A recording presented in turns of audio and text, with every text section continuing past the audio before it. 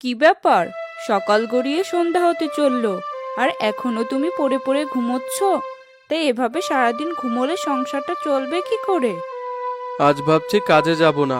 গাটা প্রচন্ড গরম, শরীরে প্রচন্ড জ্বর, মাথা ঘুরছে। আজ আমি বিশ্রাম নেব। তোমার মাথাটা কি পুরো খারাপ হয়ে গিয়েছে নাকি? বিশ্রাম নিচ্ছ মানে? তুমি কোন লাট সাহেব যে শুয়ে শুয়ে বিশ্রাম নিচ্ছ? যাও যাও, এসব ভরং ছেড়ে এখন কাজ করতে যাও। তুমি কাজ না করলে আমরা তিনজন মানুষ না খেয়ে থাকবো নাকি? আমি কি শুধু টাকার মেশিন যে বাইরে যাব আর রোজগার করে এনে তোমাদেরকে খাওয়াবো?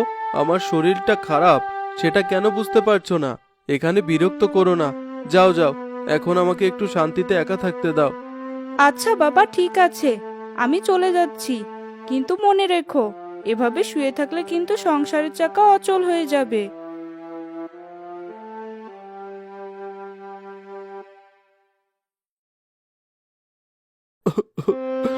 এ বিধাতা, আমার মতো দুঃখী মানুষ এই দুনিয়ার একটাও নেই। সংসারের জল কাঁধে নিতে নিতেই জীবনটা পার হয়ে গেল। না পেলাম সত্যিকার অর্থে স্ত্রী সন্তানদের ভালোবাসা। মাঝে মাঝে মনে হয় পৃথিবীতে বেঁচে থাকাই আসলে বিড়ম্বনা।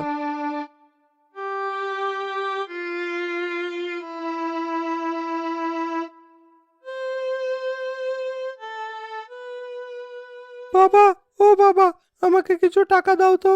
আজকে বাইরে বন্ধুদের সাথে ফুটবল খেলতে যাব। দেখছিস না, আমার শরীর খারাপ, শুয়ে শুয়ে ঘুমোচ্ছি, আর তুই কিনা এসে আমার কাছে টাকা চাইছিস? এখন যা, আমার কাছে কোনো টাকা নেই। তোমার মতো এরকম বাজে বাবা এই দুনিয়াতে আর একটাও নেই। যখনই তোমার কাছে টাকা চাই, তখনই তুমি বলো টাকা নেই, টাকা নেই। কেন? সন্তানের চাহিদা যদি ঠিকঠাক মতো পূরণ না করতে পারো, তাহলে কেন জন্ম দিয়েছো? বলো, বলো তুমি। আমি অসুস্থ হয়ে বিছানায় পড়ে আছি, আর তুই কিনা আমাকে এত বড় বড় করে কথা শোনাচ্ছিস বাবা। যা বাবা, একটু কবিরাজের কাছে যা, আমাকে একটু ওষুধ এনে দে। ওষুধ খেয়ে জীবনটা কোনো রকম বাঁচায়। আমার তো খেয়ে দেওয়ার কোনো কাজ নেই, এখন তোমার জন্য কবিরাজের কাছে ওষুধ আনতে যাব। তবে হ্যাঁ, আমাকে যদি কিছু টাকা দিতে পারো, তাহলে আমি ভেবে দেখব। কি ব্যাপার, এখানে এত হইচই কিসের? আর বাবা, তুমি এই অবেলায় শুয়ে শুয়ে ঘুমোচ্ছ কেন? আর বলিস না বাবা, আমার শরীরটা একদম ভালো নেই। কাল থেকেই গায়ে প্রচন্ড জ্বর। তোর মাকে বললাম যে আমার জ্বর, সে বলল এসব বাদ দিয়ে যেন কাজে যায়।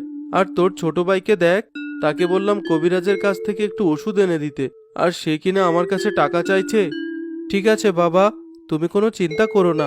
তোমার বড় ছেলে এখনো মরে যায়নি, আমি বেঁচে আছি। তোমাকে কোনো কাজে যেতে হবে না, আমি তোমাকে ওষুধ দিয়ে দিচ্ছি। তুমি খেয়ে বিশ্রাম নাও।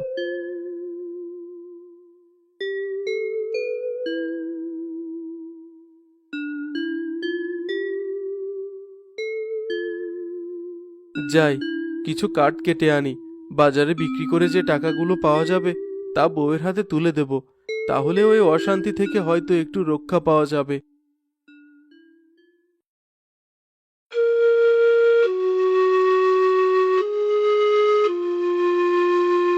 কেউ কি আছো?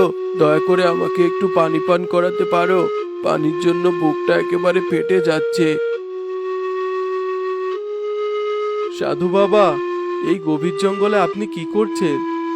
যা বাবা, আমার জন্য একটু পানি জোগাড় করে নিয়ে আয়।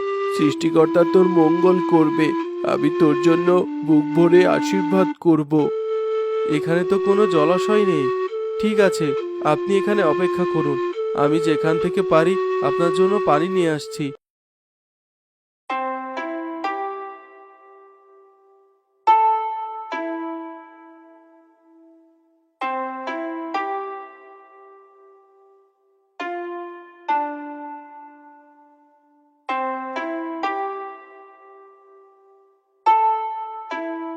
সাধু বাবা, পানি সংগ্রহ করে এনেছি, পানিটা পান করুন।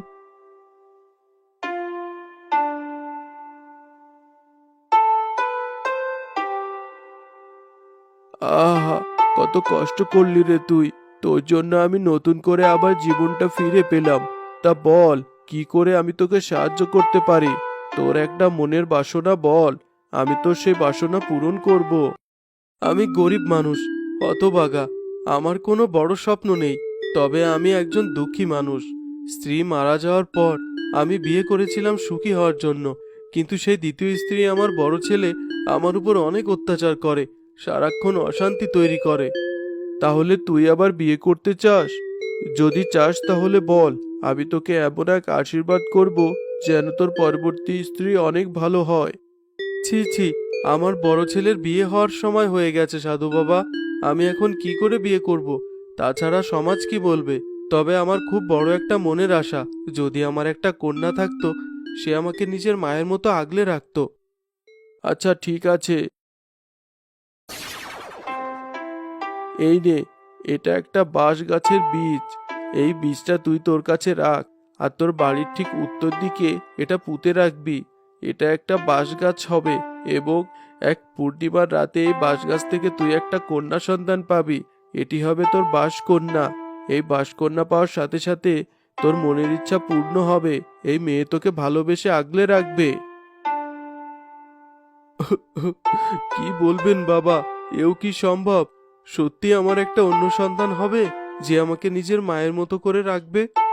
হ্যাঁ, আজকে তুই আমাকে পানি দিয়ে আমার জীবন বাঁচিয়েছিস, আমার কষ্ট নিবারণ করেছিস, আর আমি তোকে তাই একটা বাঁশকন্যা উপহার দিলাম।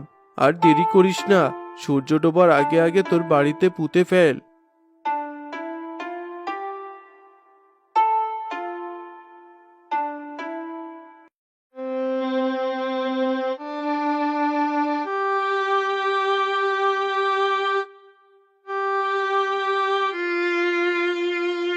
ওমা, শুনে যাও, সে এক আজব ঘটনা। কয়েকদিন ধরে দেখছি বাবা বাড়ির পিছনে উত্তর দিকে মাটির কাছে বসে বসে গল্প করে। বাবার মাথাটা মনে হয় খারাপ হয়ে গেছে। কি বলছিস কি? এই বয়সে যদি তোর বাবা পাগল হয়ে যায়, তাহলে আমাদের কি হবে? এই সংসার কি করে চলবে? বাবা কি বলে শুনতে চাও? আমি আড়াল থেকে লুকিয়ে লুকিয়ে সব শুনেছি। বাবা বলে, ভাস্করটা, ও ভাস্করনা, তুই কবে আসবি আমার কাছে? পাশ কন্যা আবার কি রে? বুড়োটার মাথায় মনে হয় সত্যি সত্যি গিয়েছে। একদিকে ভালোই হয়েছে, বুড়োটা যদি পাগল হয়ে যায়, তাহলে ওর ছেলেকে বাড়ি থেকে বের করে দিব, আর এই সব সম্পত্তি আমরা আমাদের নিজেদের নামে করে নিব। ওমা, প্রচন্ড ক্ষুধা লেগেছে, তাড়াতাড়ি খেতে দাও, আমাকে খেয়ে আবার মাঠে কাজ করতে যেতে হবে। লাট সাহেবের বেটা চলে এসেছে। যখন ক্ষুধা লাগে তখন তোর বাড়িতে আসার সময় হয়? কতবার বলবো আমাকে মা বলে ডাকবি না? আমি তোর মা না, আমি শুধুমাত্র রাজুর মা। কি করব বলো? মা মারা যাওয়ার পর তো তোমাকে মা হিসেবে জেনে এসেছি। তুমি যে আমার সৎ মা, সেটা তো কখনো ভাবিনি। তোকে আর বড় বড় কথা বলতে হবে না। তোর বাবা যে পাগল হয়ে গিয়েছে সেটা জানিস? একবার যা, গিয়ে দেখে আয়। কি বলছো তুমি? তোমার মাথা খারাপ হয়ে গেছে? কি বলছি মানে? একবার গিয়ে দেখে আয় নিজের চোখে। উত্তর দিকে তোর বাবা নাকি কাকে বাসকন্যা বলে ডাকে। বাবার তো অনেক আগেই পাগল হয়ে যাওয়া উচিত ছিল। তুমি কি বাবার সাথে একটুও ভালো ব্যবহার করো? সারাদিন বাবার সাথে দুর্ব্যবহার করো, সংসারে অশান্তি তৈরি করো, এজন্যই আমার বাবা পাগল হয়ে গেছে। হতচ্ছাড়া ছেলে, এখন সব দোষ হয়েছে আমার? তোর বাবা তো আগে থেকেই পাগল, তোর 14 গোষ্ঠী পাগল। এখন আমার চোখের সামনে থেকে বিদায় হ।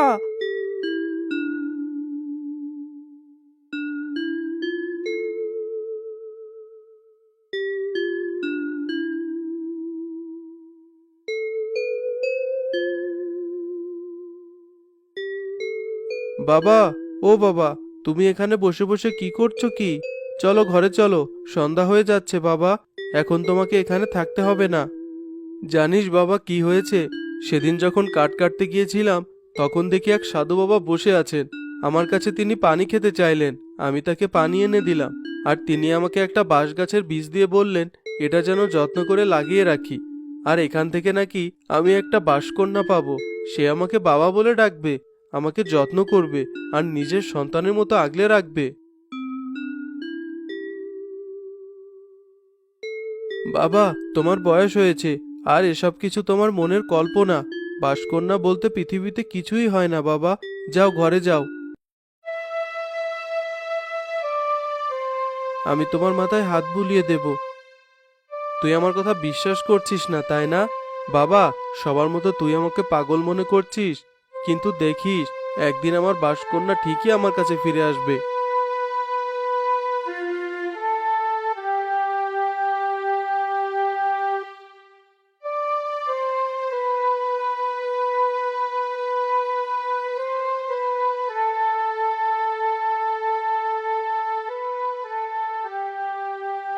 বাঁশকন্যা, ও বাঁশকন্যা, কবে তুই আমার কাছে আসবি রে মা?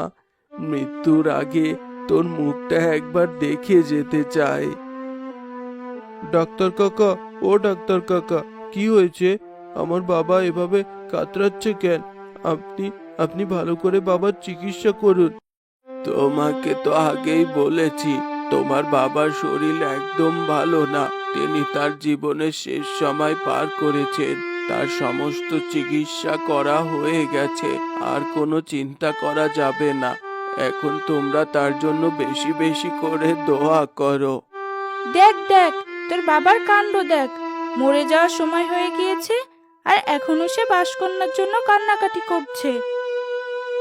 দয়া করে তোমরা আমাকে সেই বাঁশকন্যার কাছে নিয়ে যাও, যেখানে আমার কন্যা আমার জন্য অপেক্ষা করছে।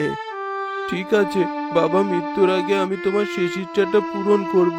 কেউ তোমাকে না নিয়ে গেলেও আমি তোমাকে সেই বাঁশ গাছের নিচে নিয়ে যাব। 3টা বছর ধরে তুমি সেই গাছের যত্ন নিয়েছো, আমি তোমার ইচ্ছাটা অবশ্যই পূরণ করব বাবা। বলি, তোর বাবার সাথে কি তোর মাথাটাও গিয়েছে?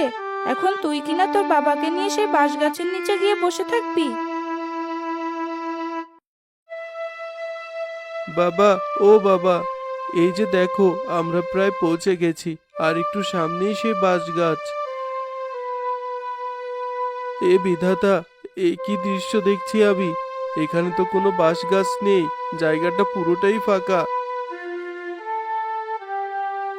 বাবা, ও বাবা, আমি বাঁশকন্যা বাবা, দেখো আমি এসেছি।